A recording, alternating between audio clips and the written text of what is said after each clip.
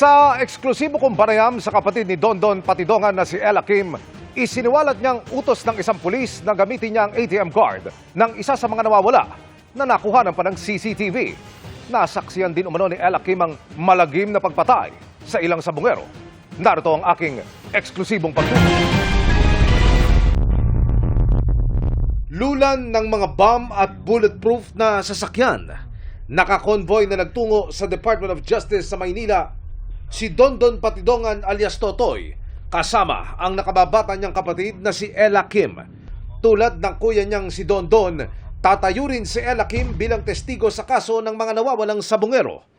Inamin ni Ella Kim, siya ang lalaking nakuna ng CCTV na nagwi-withdraw gamit ang ATM card ng nawawalang si Melbert John Santos.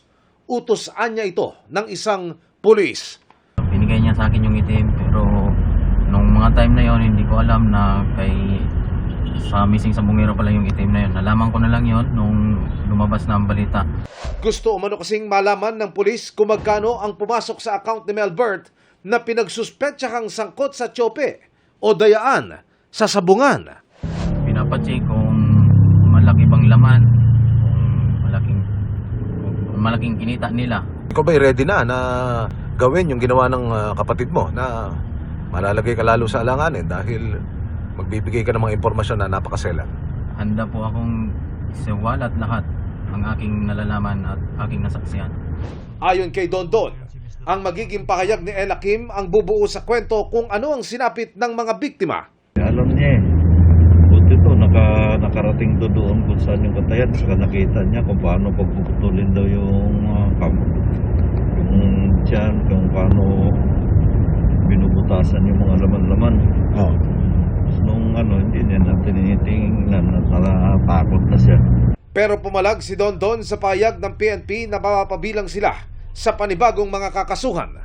Umapela siya kay Justice Secretary Jesus Crispin Remulla na madaliin ang proseso para maisailalim siya sa Witness Protection Program. May kaso na ako, ba't kailangan pa nila ako kasuhan? Para saan?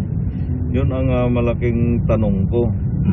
Kaya ngayon, kakausapin ko si Suji na pwedeng yun naman ang unahin, yung WPP ko. Tatakbo pa ng 1 taon yan bago ako malagay sa WPP.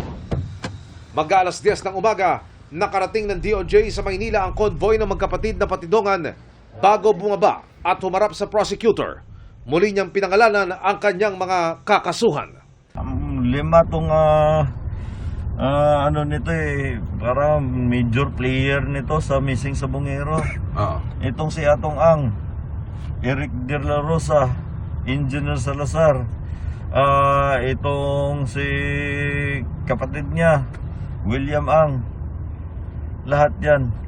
Sino yung panlima? Isama ko na yan si Ma'am Gretchen Barreto.